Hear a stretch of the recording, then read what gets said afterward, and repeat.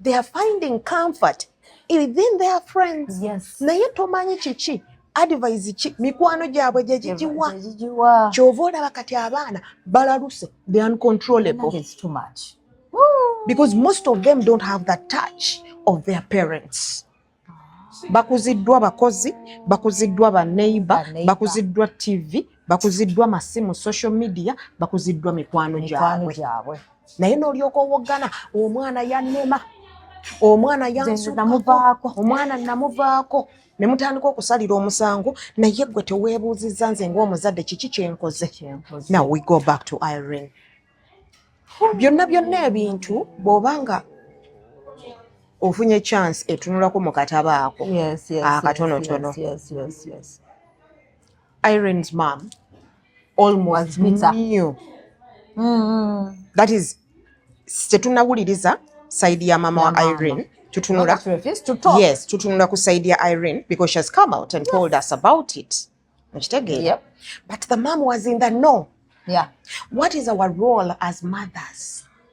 Protecting the kids, guiding. Yes. As the father is the head of the family, you, the mother, are the heart of the family. Omutima guno gwe gutakuba, omutwe nagwo tegugenda ku functioninga. Omutima guno gwe gutereza buli system ey'omubiri, buli system eyawaka. It is my role as a mother okumanya kiki ekigenda maaso mu bulamu bw'abaana bange bonna. Wabaawo ekyetaagisa okutereeza, ntuule ne munnange omwami wange mugambe nti munnange kino na kino na kino na kino twetaaga okukyusaamu. Omwana ono anyigirizibwa mu mbeera eno bweti ne bweti ne bweti. Mubiteeseeko ng'abazadde mubitereeze. Naye omanyi Irene engeri gy'ayogera mu katabo ke. She was a foreigner in her mother's home. Yeah. How it feels being a foreigner, like everything is blamed on you. She was a foreign. She was an outcast. You laugh while you're laughing.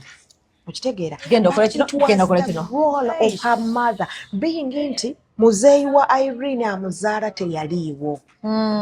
Gwali mulimu gwa maama wa Irene to protect that small girl. Omuganda agamba kyerabirwa mwogezi naye gwe bakyogeddeko teyeerabira. Kyerabirwa mukozi naye gwe okikoze takola ki? That girl avuddeyo n'ayogera ebintu ebyo. But those are memories fresh in her mind. In fact, someone said now that is, those people don't understand, but now she's trauma healing. Yes. So you can explain why people used to say she's bitter, she's mean. Abaana bangi Doreen nti bw'otuula wansi n'owuliriza stories z'abaana ku bazadde baabwe, ekyamazima bazadde bannange si kugamba nti twagala okubatunula mu kamwa, nedda. Era kino nkyogera with it's like I'm on bended knees within my heart. Abaana bano mwe mubazaala, abaana bano ffe tubazaala. Teri mwana akola application nti Katonda nteeka mu family eno, Katonda mpa omuzadde ono, Katonda mpa taata ono, Katonda mpa maama ono. Mmwe musalawo n'emize gyammwe ne mukola bye mukoze ne muleeta abaana bano ku nsi. Nkitegeera? Gy'ogenda okubeera n'omwana, the child doesn't dictate. Bwengera ku makya n'entambula n'enva wendi, abaana ne ŋŋenda nabo, abaana bo tebajja kumbuuza nti mami leero otutwalawo, bajja kugenda bugenzi because they trust you as their parents. Kati omwana bw'abanga akutaddemu obwesigwa gwe nga muzadde we, play your role. Nze kankwe Doreen nkyawa omuzadde are playing a favorites. And here they do it a lot. A lot. Nkyawa omuzadde are playing a favorites. Okitegeera, tewali mwana yakeera ku makya n'agamba kitaawe nti wasa abakazi bana. Tewali mwana yakeera ku makya n'agamba nnyina nti tuzaale mu basajja 10. No, bajja buzzi ku nsi ng'ebirabo bya Katonda. Naye gwe omuzadde n'obeera n'abaana n'obeera n'ebyana. Banafu abagoya programs za Biva Organic, nze Dr. Senjobe nakuuka mu butonde kujjanjabisa mmere, middo na bibala. Biva Organic tuli wano Mengo opposite Masengere ku Biva Organic House ne Hoima opposite Equity Bank. Olwanja gadi tuogere ku clove oil benefits ne clove tea benefits, mafuta ya kalafu. oba gwe tuyita pirawo masala nga bwolaba ku screen awo. Ffe ku Beef Organic tukolamu ka clove oil kano ne tukolamu n'amajaani ga clove tea. Abantu abalina ekizibu ky'okuba nti owunya akamwa kakuyamba akadagala kano kalinamu eugenol medicinal component. Kayamba nnyo ku bantu abalina toothache ng'olumizibwa amannyo, tonyeza awali erinnya erikuluma oba senyesa akadagala kano ng'omaze otteekako toothpaste. Olwa eugenol benefits ze kalina ne nakyo anti-inflammatory kajja kuyambako nnyo okkendeeza belly fats ate n'okuspeeding up bile production mu abalina high cholesterol levels. Nze Dr. Senjobe.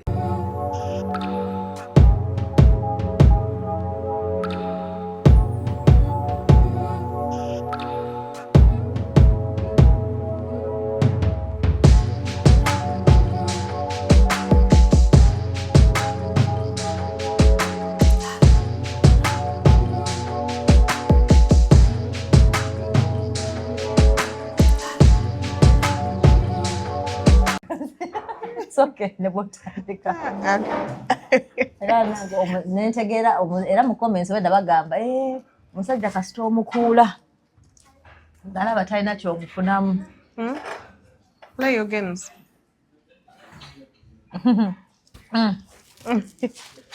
So munange Musajja kasita omukuula nga toyina kasita omukuula nga talina kyomufunamu nga muli agamba kamuono. Naye n'omusajja naye n'omusajja naye akuvaako n'akola ki ate n'akurashinga ku mukwano gwo in my mind. Omusajja abeera weak. Baira abeera mutemu. Abagenda backlash mu nnyumba n'okwanamu omukazi ate n'omala n'okomawo n'okwana ne sister we. Kati oba oleese entalo mu kika ezitagenda kuggwa mutemu. Bana, ladies and gentlemen, welcome back to Tutandise. Pakisibwa atyo. Ladies and gentlemen, welcome to a Love Life on the TOYINA Sasura's channel. That is me. And binataliwo today. Nekasa mukimanyi abataliwo mumanya ali engaged. So kati nkomezaawo vimata the beautiful. Really weyogera kubya topic gye twayogerako n'ateekamu examples zakyo z'embeki. Bannange nga yafuna abawagizi. Tufuna then abamu y'obamanya abamu abali prestige. What does she know about marriage? N'ekyo kye njagala okubuuza. Okay, in my mind, omuntu ayogera ku marriage baba baagala nga kale soka weyanjule was my question. Abalabi ba Love Life. Yes. Nze mpita mukyala Mwesigwa oba nze mukyala Mwesigwa. Yes. I'm a mother. Oh, yeah, she's I'm a a wife. Daughter, and that's a black beauty, natural hair. I'm a wife and happily married actually. Amen. Sitoma. So those who are asking, time answer mujifunye kubanga yakuba nnyo ne bagamba Is she married? Is she married? What does she know about marriage?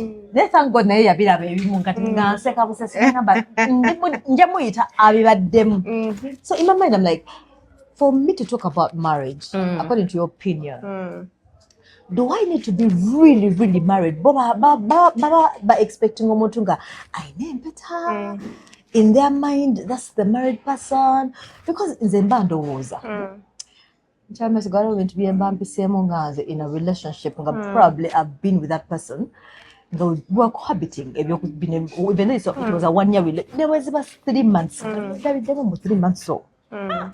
I can give advice to a married person. I don't know. Over you have over society. Mwakikwata bubi. Mwakikwata bubi. Abantu balowooza nti omuntu okubeera omufumbo alina kubanga yagenda mu church. Church wedding. Yakola church wedding. True. Oba muzadde we musajja yagenda mu bakadde be n'ayanjula. But then we have parents who have stayed together as husband and wife nga baatuzaala naye nga tebaagattibwanga Tibagattibwanga. Kati abo tugambe nti bakola ki nti taata wange ayenda ku maama wange era babeera bafumbo. Bye bakugamba Yes. 30 years Kati together. omuntu okubuulirira omufumbo oba omuntu okwogera ku marriage, it doesn't necessarily mean that someone has to be nti baakugatta empeta. Gwe kiki ky'otegeera? That's where people go whenever whatever you say about marriage is what you understand about it. Thank you. Ate ekintu ekirala about marriage, Doreen, marriage tebagisomesa. By the way, it is one institution. Omuntu gy'atagenda kuyigira mu ssomero. It is one institution that you actually learn something new every day. That's why they always say sometimes, ebintu ebisinga what works for you in marriage. Waliwo biri common. Work for someone else. Waliwo biri common sense nga you're like, really? Okuyombayomba all the time it won't work. Tulaba nti nga biri common. What may be common to you may not be common to me. There's someone who said actually, nga ye ayagala toxic partner. Oyinza okubanga okeera ku makya dodo n'otegekera omwami wo. Yes. Before he goes to work, n'omutegekera breakfast, n'omuparkingira lunch, n'okola all that stuff. Nga omuntu omulala alabanga ekyoze si kyange. Ate nga n'omwami we ali okay with it. Okitegeera? Nga ali okay with it. Kati gweoyinza okusanga nti we have a routine. We wake up, do this. Kyobulaba obufumbo obumu. Bolusi bufuna ebituli bingi lwaki mutaddewo routine. Oluusi leetamu akabadi. Omuntu katamanyidde. Kitegeera? Kati tulinga abali ku timetable literally. Kutegedde. Obwo obufumbo bwa timetable nze nkugambye obufumbo tebalina gye babusomesa. Naye kati bw'otandika okukola timetable y'obufumbo buyinza okukukyankalanako. Era bigaana. Kyova owulira abakazi sometimes olina agamba what haven't I done? Kino nakikola, namwoleza engoye, namufumbira emmere, namugyamu stokisi, nemuyisa, nenkola ki. But what exactly does your man want? Is that what he wants in you? Kubanga ebyo ebintu byokola ne mama we yali abikola. So it's not new for in his mind. It's like that is your job literally. Ne baganda be bali babikola ewaka. It may not actually be your job, but you're doing the usual. Okitegeera? Kipyaki ky'oleese. And by ekipyaki, I don't mean bino ebintu bye mwebuuza ennaku zino, what do you bring to the table? No. Naye ekipyaki ky'oleetedde munno. Kutegedde. Be creative. Be creative as a wife, be creative as a husband. Togenda kugamba nti I am following the routine. Nga bwe kyali, bwe kiri, era bwe kiriba, emirembe, amina. Mama wange yakeeranga, n'alongoosa ennyumba, n'ateeka ku kyayi, daddy ng'agenda okuzukuka, mami ng'amuwa kyayi, n'amuterayo amazzi ag'okunaaba, era nange bye nkola. Oli yali taatawo ne maama wo. Gwe kapyaki koleetedde your .com husband. True. I'm getting your point. So, obufumbo tebabusoma. Bweyingiramu bwongo. Bwongo. Kyova olaba abasinga abamu akugamba nti marriage is a day-to-day school. Nti buli lunaku obaako kye weeyigiriza, buli lunaku obaako ky'oyiga. Nti nsobola okeera ku makya ne ngamba nti okay, kampakinge ensawo ya mukwano gwange ng'agenda ku mulimu. Naye ate nensanga nti engeri gye ngipakinzeemu ate nnyonoonye. Kati nenjiga nti tagyagala kubeera bw'etyo. So I have njize nti agyagala bw'ati. Nzijeewo kiri ekyange kye mbadde ndeeza. So it is a school where you learn day by day. Toyina routine gy'ogamba nti kati eno wenna agifolowinga mpangudde obufumbo ne tebikola. Ekiriyo tebikola. Okay. I've also learned. So things have been happening. I don't thank God that you never know social media no. So in most cases, like like to be shocked. Nyaka to get recently right now. this guy on why got the MC. The guy looked to be okay. Neyasabye Malinde tugenda jogera ku nyaka sokole ono eyakafa I think bamuzisena today. Abadde MC. Banange, the guy is so young. He looks to be like in his early 40s. Still young. Then when I want to Mrs. Echiso, Bagamba, girlfriend yabaddewo ate kati nono ono yazze naye onamugamba genda oyagala kunnemesa biba girlfriend wange bafumbo bange ono nanyiga nakwata whatever kyakutuba kasi oba kinamufumita fine tunyiga. I was with someone yesterday. I was was saying for him in his mind he was thinking but this man should stop or tuwabya like they should come out and say the truth. Agambe Doreen tugenda kola kintu kiri casual. It's me and you, so are you in, are you out? Or never mu bwongo bw'okimanyi nti no ogenda kola casual gaggwa omusajja si ya hunter but bw'otumala okukola whatever we do otudduka tokifula obvious kubanga I don't know if you I think you've had it like omuwala akuba enkeera simu oba after having that first night nagaba ndoza ogenda kudduka togenda kuddamu kukuba simu. Oh God. Kakati. So in that moment, the little I have learned about that incident. Omwami ayibadde ayina girlfriend we. Buli omu gw'amanyi. Then the killer comes in. Yes. We may not know exactly what brought the killer in. Naye akatono ke tuwulidde abantu ke boogera here says anti abaana bano nga we bagenda ne babeera mu mabaala gaabwe oli abadde excited n'okwana akwanye abadde n'ono eyamusse just as a one night stand. Omwana alina akagambo ke yakozesezza nga describing ekintu ekyo nti yakubamu omulundi ogwo gumu n'alowooza nti agenda kudduka.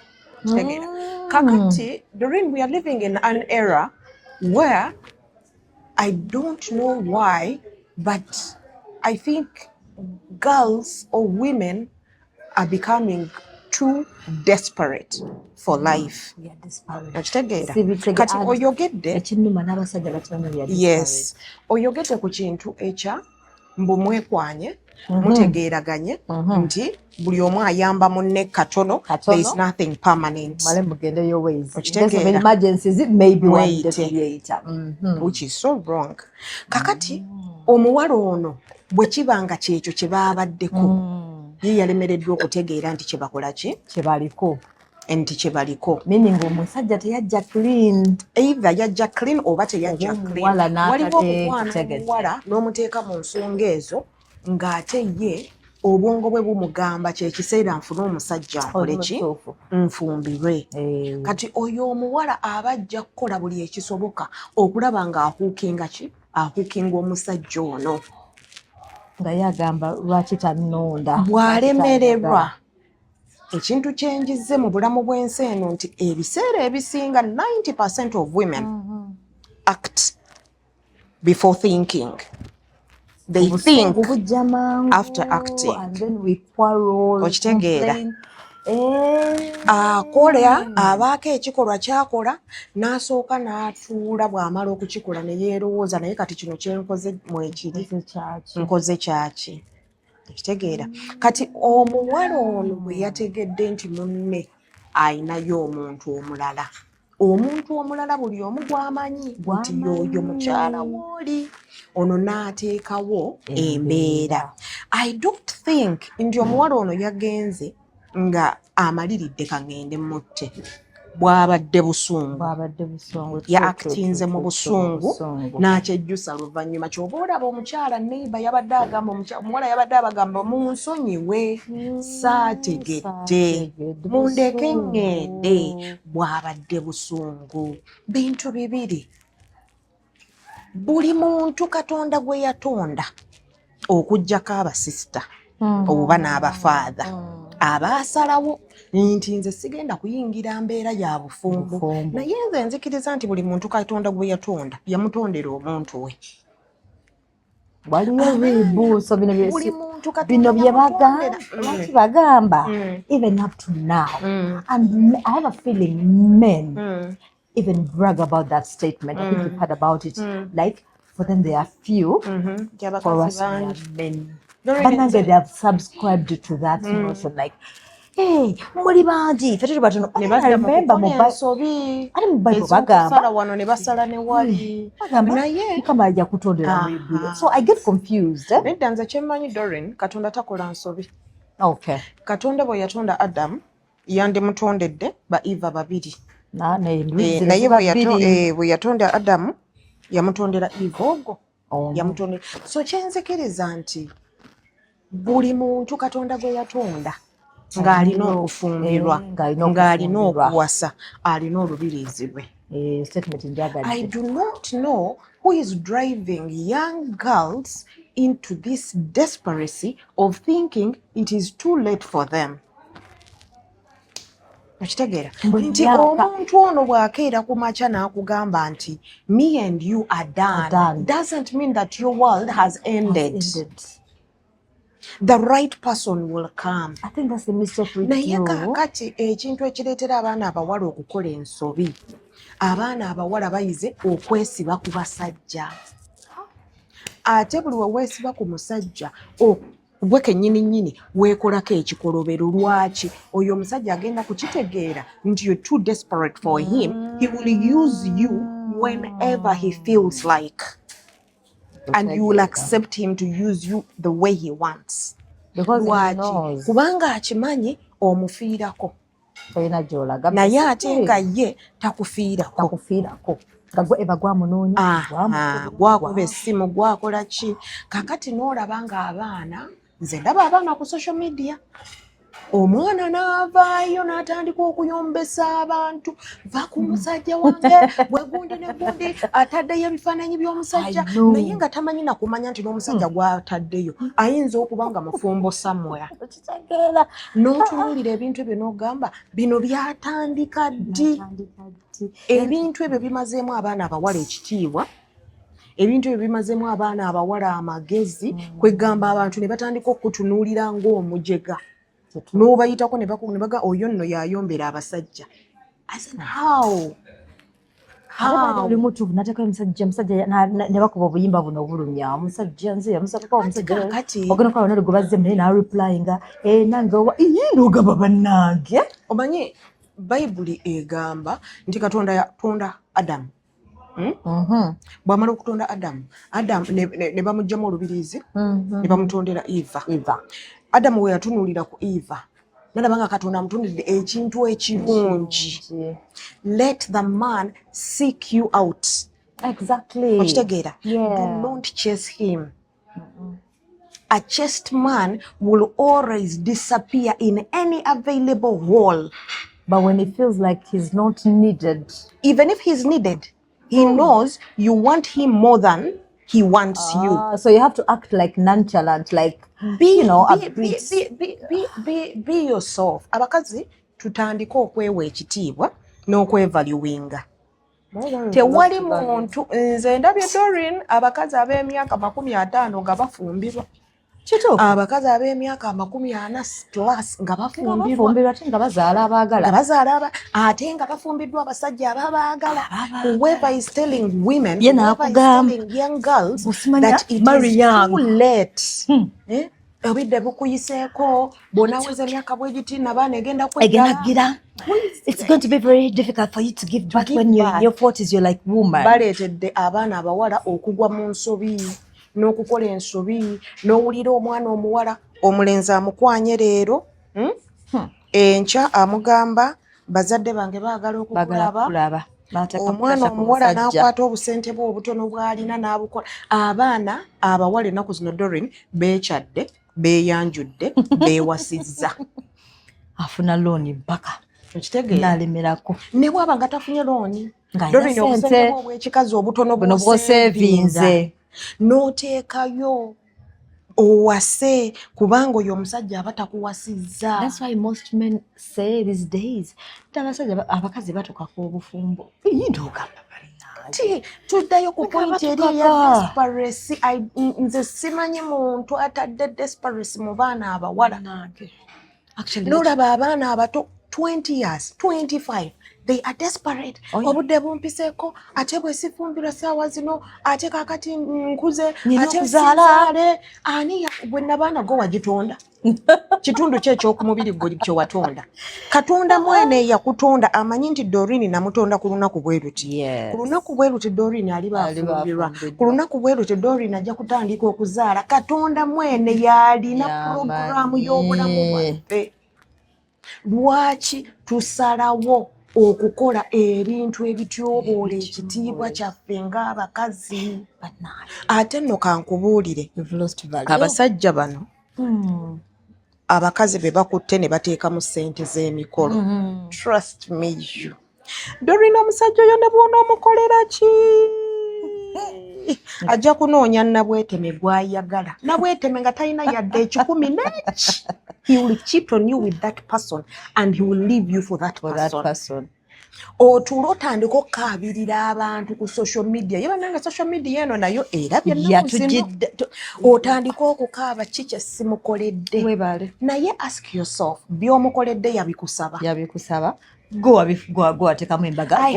I have gone extra miles for this man. Naye abasajja temusiima. Naye abasajja muliba mulaba kaki. Why are you cursing them? You have gweke nyini totudde wansi kwebuuza. Where did I go wrong? Where did I go wrong? Okutta omusajja omwana wa munno omutadde mu timetable y'obulamu bwo. And because wamusanga in a state naye maybe ngali in a state of need, now playing along with your desires. Kati ekiseera kituuka n'alabanga naye kati yeetengeredde. Naye kati ng'omusajja asobola okuwasa. Naye kati ng'omusajja asobola okufuna omukazi gw'ayagala. Kubanga ku luli gwe wamwagala. Naye obutonde bugamba ki? Omusajja n'alaba ekintu ekirungi so si nti omukazi n'alaba ekintu ekirungi. Abakazi bwe tutalekeraawo bintu ebyo tukyakaaba amaziga Doreen. Bannange tuli tukyakaaba amaziga. Ate kyoyogedde ki ekintu bannange, we've lost value. That thing hurts me a lot. Ate n'abasajja bakimanyi, we are desperate, we have no value. I feel so bad. Ate nedda olaba abasajja bano. They know desperate women and they know women who are not desperate. By that they can tell, true. Era ojja kubasanga abamu bw'ababa banyumya n'akugamba oyo njozaamu. Naye oli I cannot afford to lose that woman. Bebo ngolaba ku respectinga. Omukazi omusajja gwe yeekwanidde ajja kumwagala. Omukazi akwanya omusajja oyo agenda kukuyita mu ngalo because in the beginning that was not God's will for us. It wasn't. Kitegeera ffe tusazeewo ndowooza naffe twewandiikidde amateeka gaffe 10 the 10 commandments of women. They shall honor their own men, they shall marry their own men, and they shall take care of.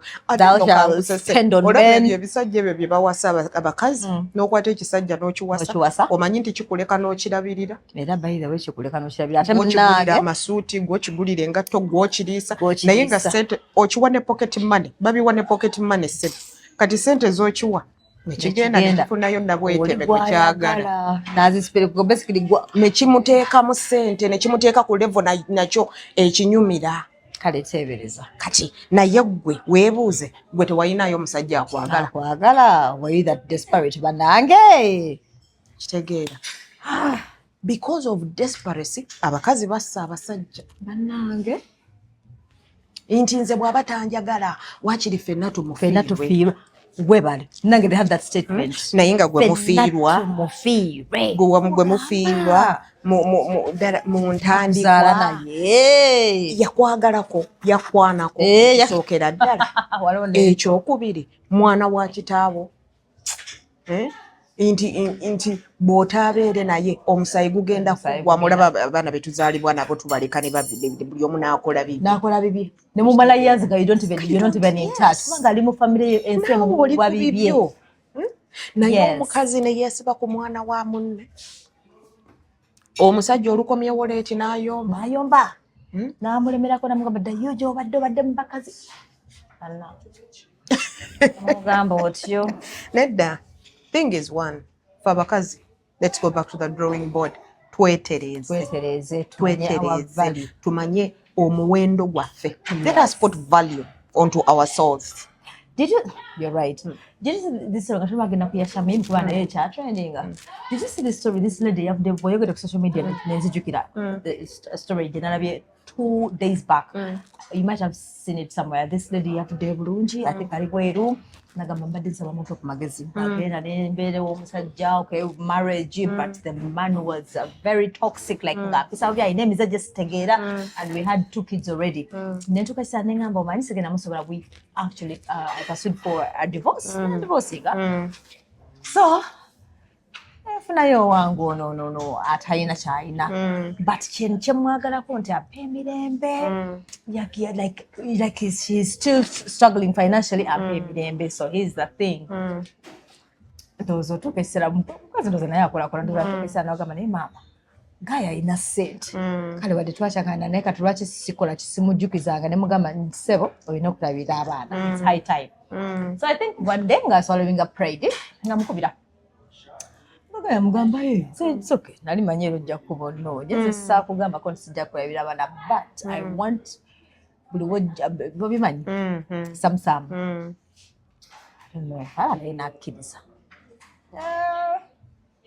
nakiriza nagamba wa school fees abagenda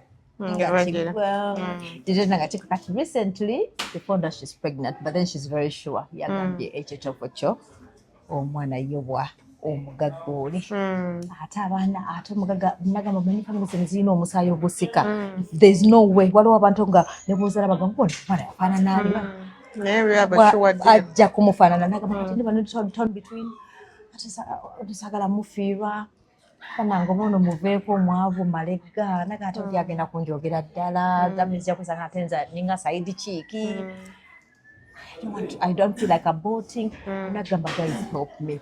Kati nenzika choga bicha social media nogamba just imagine what they been doing with social media. Kale we sababu yambi. But in such a scenario. Omusajja ogamba talina mwavu. Then you cheat on him. Ekisookera ddala tosakusa kondomu kale. Omanyi eri abantu abatera kugamba nti abakazi be twagala tetubimanyi. Kituufu bakyogera nnyo. Why did she get divorced in the first place? But the man was toxic. It depends on what she means by being toxic. Naye era ebiseera ebisinga okuggyako ng'omusajja akukuba ddole, okuggyako nga omusajja akola ebintu ebithreatening obulamu bwo, okuggyako ng'omusajja adisrespectinga bazadde bo oba nga he's abusing your children. Yes. Bwe biba nga si ebyo simanyi kyemutasobola kusootinga okitegeera. Kakati Doreen, waliyo embeera omanyi nti hurt people baba ebiseera ebisinga ayagala afixinge omuntu mu bulamu bwe gwalowooza nti gwagenda okuwonerako naye ng'ate takwagalira ddala.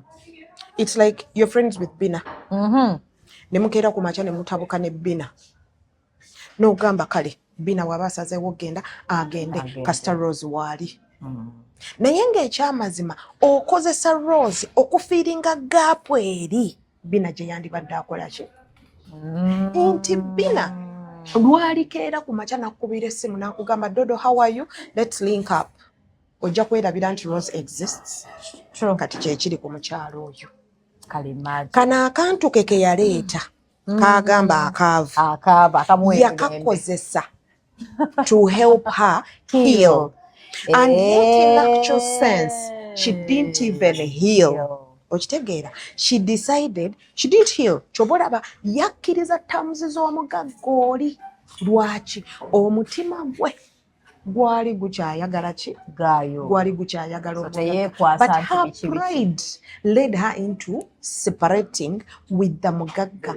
Now she brings in someone's son Yeah. to use, because now this boy has been used and very soon they are going to dump him. Ebyo byabatawanya nti no mumpe ku magezi talina magezi gayagala.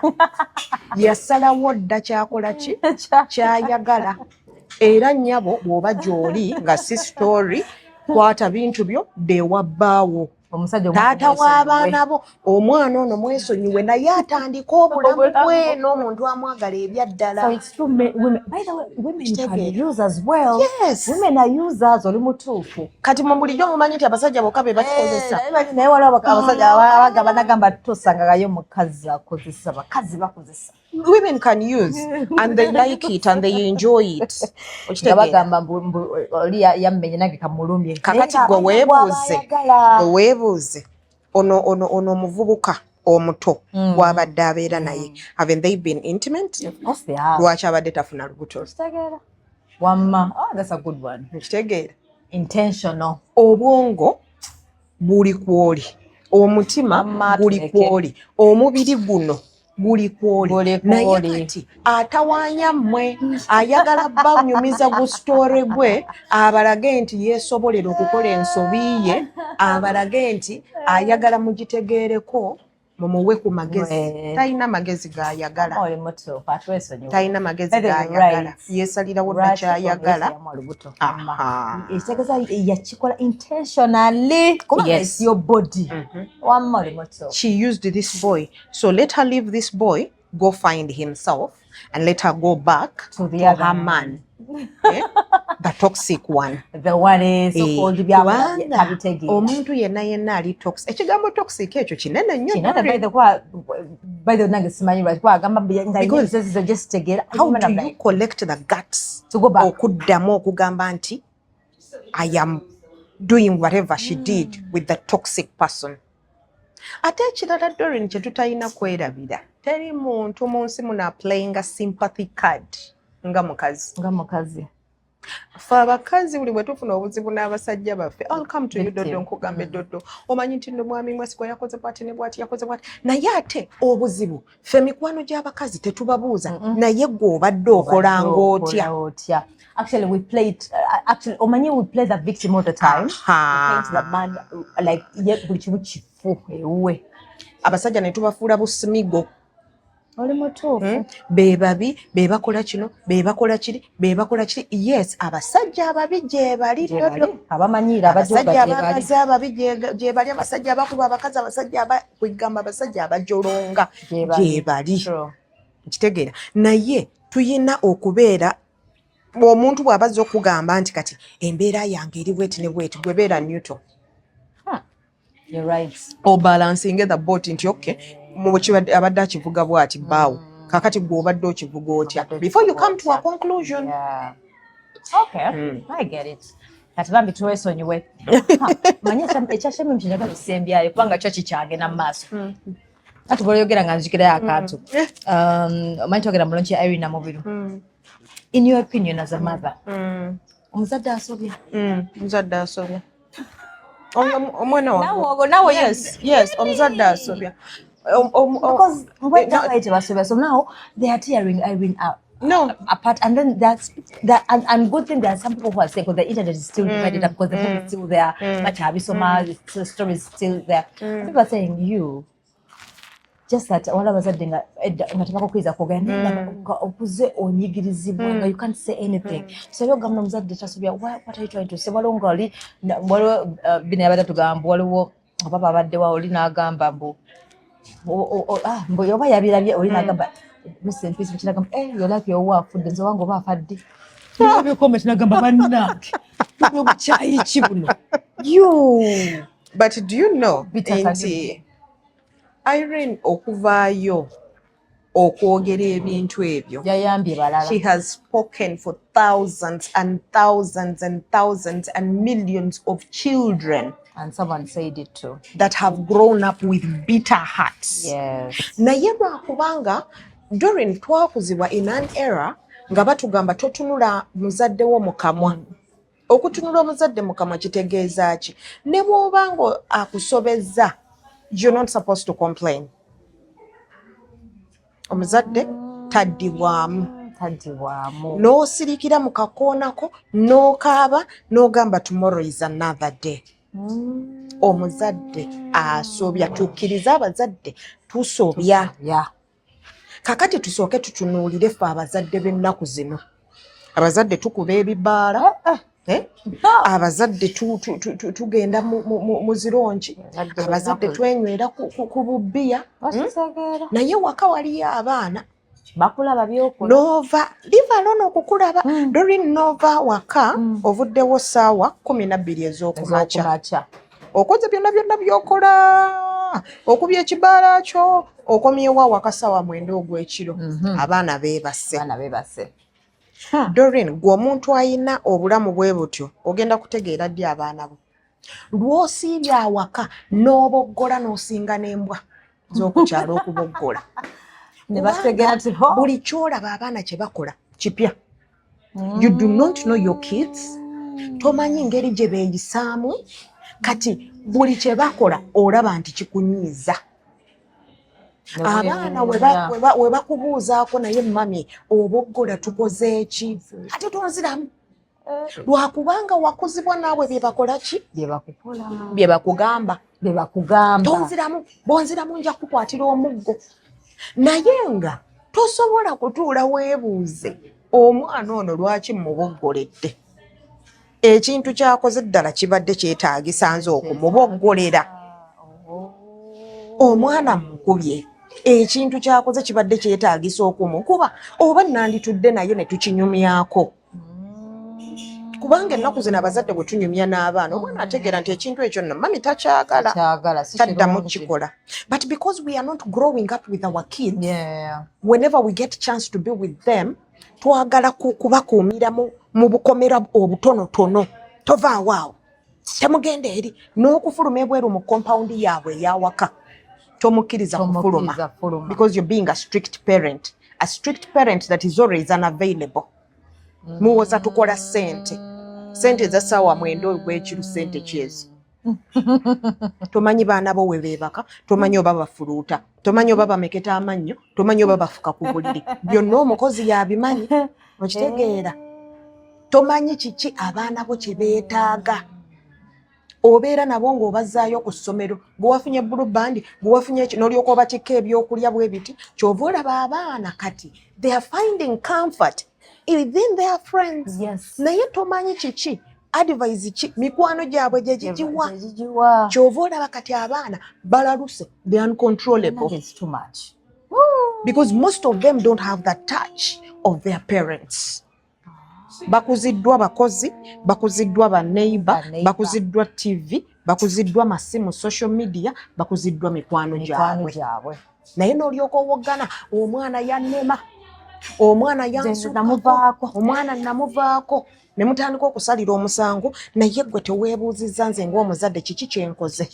Now we go back to Irene. Byonna ebintu bw'obanga ofunye chance etunulako mu katabo ako. Akatonotono. Irene's mom almost knew. That is, tetunawuliriza side ya mama wa Irene. Tutunula. Yes, tutunula ku side ya Irene because she has come out and told us about it. But the mom was in the know. What is our role as mothers? Protecting the kids. Yes. As the father is the head of the family, you the mother are the heart of the family. Omutima guno we gutakuba, omutwe nagwo tegugenda ku functioninga. Omutima guno gwe gutereza buli system ey'omubiri, buli system eyawaka. It is my role as a mother okumanya kiki ekigenda maaso mu bulamu bw'abaana bange bonna. Wabaawo ekyetaagisa okutereeza ntuule ne munnange omwami wange mugambe nti munnange kino na kino twetaaga okukyusaamu. Omwana ono anyigirizibwa mu mbeera eno bweti ne bweti. Mubiteeseeko ng'abazadde mubitereeze. Naye omanyi Irene engeri gy'ayogera mu katabo ke, she was a foreigner in her mother's home. How it feels Being a foreigner, like everything is blamed on you. She was a foreign. She was an outcast. You laugh in while that you're home. laughing. Okitegeera. Genda But okole it kino, genda okole was the kino. role of her mother being nti muzeeyi wa Irene amuzaala teyaliiwo. Gwali mulimu gwa maama wa Irene to protect that small girl. Person. True. Omuganda agamba kyerabirwa mwogezi naye gwe bakyogeddeko teyeerabira. Kyerabirwa mukozi naye gwe okikoze takola ki? That girl avuddeyo n'ayogera ebintu ebyo. But those are memories fresh in her mind. In fact, someone said now that is, though people don't understand, but now she's trauma healing. Yes. So you can explain why people used to say she's bitter, she's mean. Abaana bangi Doreen nti bw'otuula wansi n'owuliriza stories z'abaana ku bazadde baabwe ekyamazima bazadde bannange si kugamba nti twagala okubatunula mu kamwa nedda era kino nkyogera with it's like I'm on bended knees within my heart. Abaana bano mwe mubazaala, abaana bano ffe tubazaala. Teri mwana akola application nti Katonda nteeka mu family eno. Katonda mpa omuzadde ono, Katonda mpa taata ono, Katonda mpa maama ono. Mmwe musalawo n'emize gyammwe ne mukola bye mukoze ne muleeta abaana bano ku nsi. Okitegeera? Gy'ogenda okubeera n'omwana, the child doesn't dictate. Bwengera ku makya n'entambula n'enva wendi abaana ne ŋŋenda nabo abaana abo tebajja kumbuuza nti mami leero otutwalawo bajja kugenda bugenzi because they trust you as their parent. Kati omwana bw'abanga akutaddemu obwesigwe ggwe nga muzadde we, play your role. Nze kankwe Doreen nkyawa omuzadde are playing a favorites. And here they do it a lot. A lot.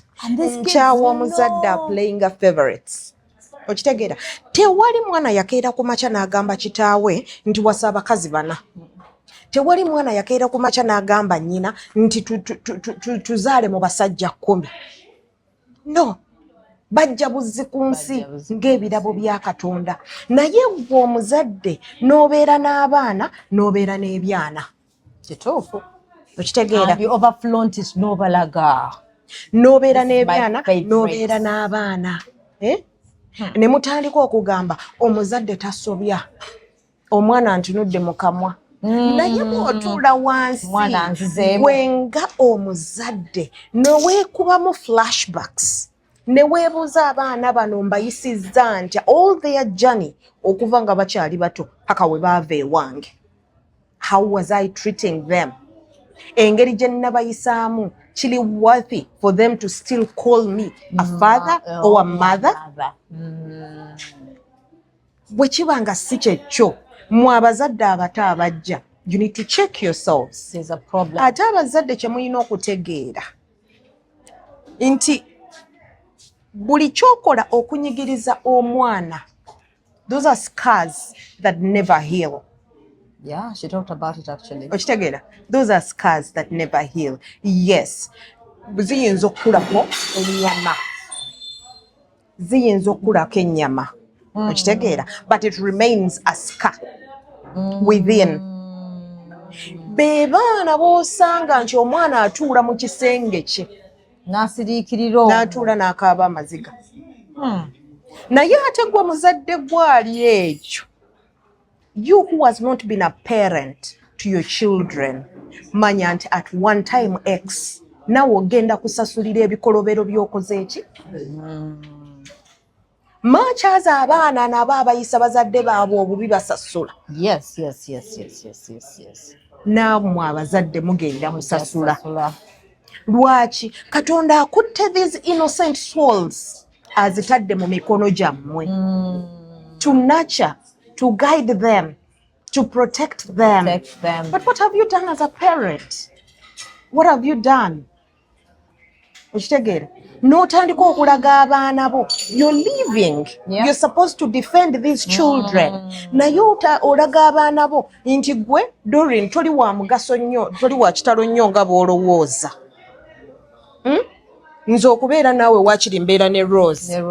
But they're all your children. Yes. Children who never asked you to give birth to them. Kati abazadde nga bwe twagala abaana baffe okwechekinga naffe nga abazadde tukole ki twechekinge. Perfect. Thank you. So as we wrap up, byashami mu bino bikyagenda mu maaso, you saw the story. So most people are saying wasa mukwano gwo, others are like olimba, others are like omusajja nti bakukyawo ali mu bathroom eba bakukyawa. Kati nga basajja tulawo okukkiriza nti batukyaye n'ogamba tekisoboka ate nagamba ate especially kati wabanga oli mwavu kati ngono ye yalimu eyo relationship ona alina ssente ye mwavu bamugjeyo ba yalimu owino yali akulira nsibibanye ebyo yagamba ebyo our buildings whatever life they have built because she was putting in a church but you know everywhere they are together so in his mind he thought this has to be forever. By the way, I mean, I'm not in this for money, we are friends. I'm a good man. So he was shocked, you know, first of all, allegedly, but she cheated. We don't know how true that is. Then, allegedly, so, the reason, as a man, that's what they were saying. And then they're like, he hasn't healed, he hasn't, okay, still in shock, he hasn't accepted. You know, tekisoboka twabuild 5 years together of friendship. So we don't know anyway. Story. Story. So what does it like? Is it because the man hasn't healed? Like Charlie Mudina, you want to know? No, leave alone the healing part. Even to be able to say the same social media questions. That's why leave all that. Social media. Now, yeah, let's go back to the beginning. Inze nkugambye Katonda yatonda Adam gwe bajjamu olubirizi ne batonda Eve. Yes. Okitegeera ne balaga Adam nti gw'olina okusakiranga Eve. You have to take care of her. She is just going to be a helper. Okitegeera? Yes. Era nkiwa nti ekitabo ky'Abakristaayo tekyawukana nnyo na ky'Abayisiraamu.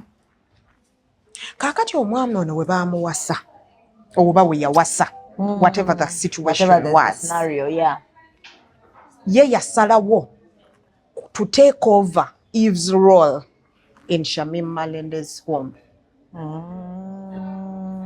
Okitegeera? Yes. For us women, we want a man who can lead. We want a man who can command.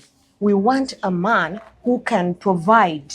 Okitegeera? We want a man agenda okuleeta proposal ku table tugidiscussing. So not a yes man. No.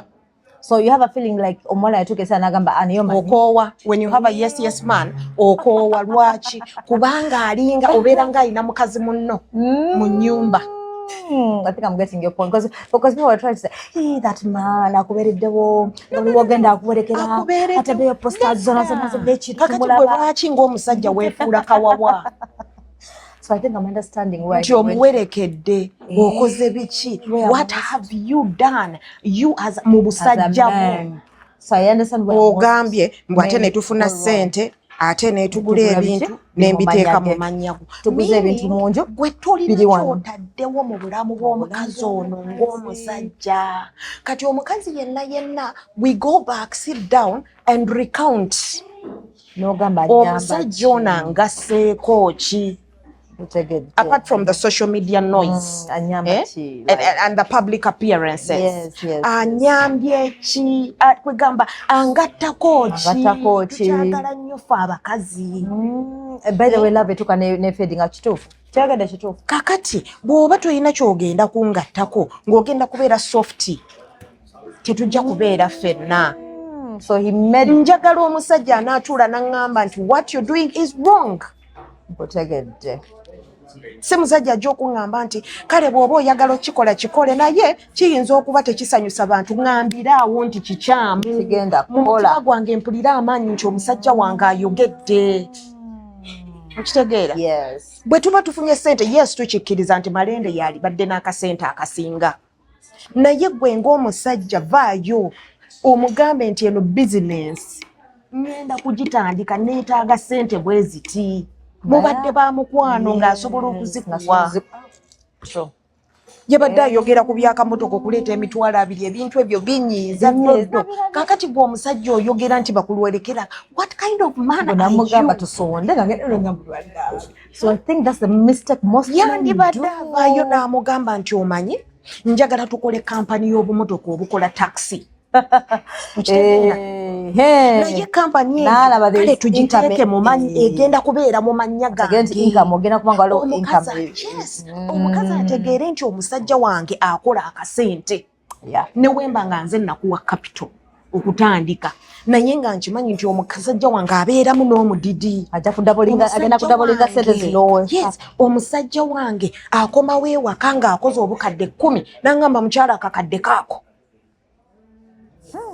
Okitegeera nange omutima ne gukakkana nti bba wange ampa.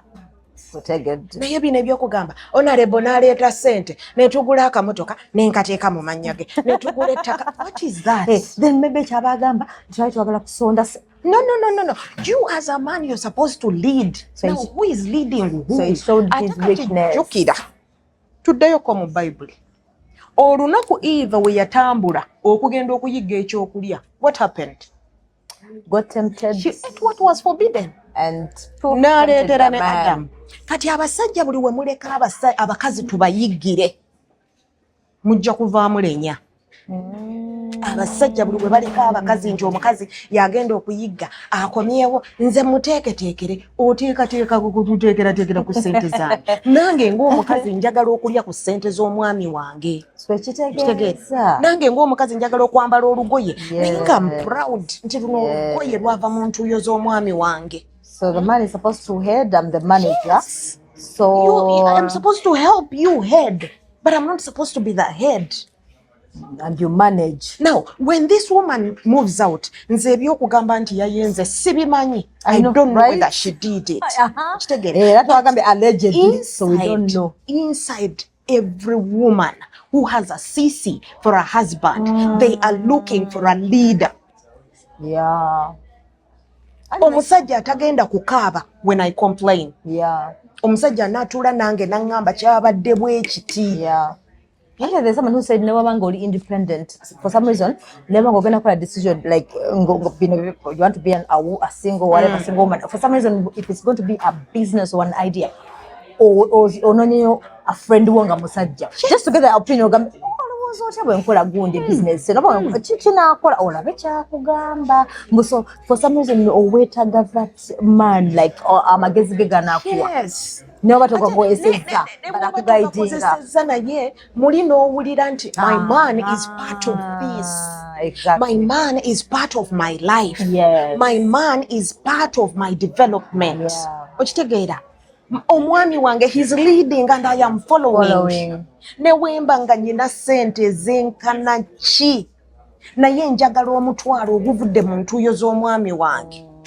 Okitegeera njagala ne wemba nga ndi w'amaanyi nnyo njagala okuwulira ekigambo ekiva mu kamwa k'omwami wange. Naye bw'obeeraawo nti ate kaakati Honorable ne muwerekera wano Honorable ali kumpi tugamba nti yamulongooserezanga engatto. That is wrong. That is not how a man is supposed to be. Oh Lord. That is not how a man is supposed to be. So most men actually have failed to know their role. Yes. You're supposed to lead. Yes. I am supposed to follow. And if you don't lead, then I'll look for a leader somewhere else. For abakazi, that is our nature. Olaba ne bana abakazi abagamba nze neemalirira nkoze sente zange neemalirira backdoor in her closet ojja kusanga ng'alinayo omusajja aliidinga naye ng'abuzaabuza wano abantu nti nze neemalirira. Lwaki? Omusajja kya mugaso nnyo mu bulamu bwaffe.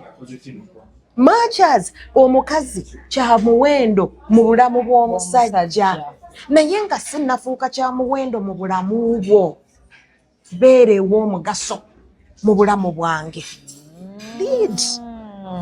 mwana mulenzi oyo bano abamuplayinga that sympathy card. I know. Iya musajja akubeereddewo 5 years. Balekeraawo okukola ebintu ebyo. You're not supposed to be soft on a man. Be hard on him because bw'ataddire Shamimu Malende ajja kufuna omukazi omulala.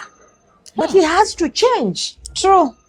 He has to be a man. He has to be a man. He has to act as a man. Aleme byakubeeraawo nti kati emmere gye twaguze omukyala yampadde emitwalo 2 ne ngenda mu katale ne ngulako ebyenda ne ngula n'amatooke ne ndeetewako omukozi n'afumba. Yakano yaweddewo mami. Okitegeera. Oh God. Binyiize. No, I think I understand. Dodo. Nze njagala omwami wange. Ng'alidinga. Yes. But then you feel like you have a man in the house. Ne waba in your life. mu ggwanga. Ne mukubira essimu ne mugamba naye tubadde tulowooza ku kino. N'akugamba ensonga eyo musooke mugiteeke ku hold paka we nnaakola ki we nnadda. Oba ensonga eyo mukole bwe muti ne bwe muti. Nze muli mpulira bulungi nti nina empologoma enkulembera. Kitegeera. Naye gwe oyagala kubeera kamyu mu makaago bagenda kulya. Ate most men are making that, not even boys. Those guys they want to, no, parties, early parties, they want to have that status in the musajja. But when they are boys, be a man if you want to be treated as a man. True. Lead if you want the woman to follow. Beautiful. But I thank you so much. And then yes, whenever I say things, I'll be piling the up. Anytime. Thank you. You're welcome. I've learned a lot. I too. Carly. Okay.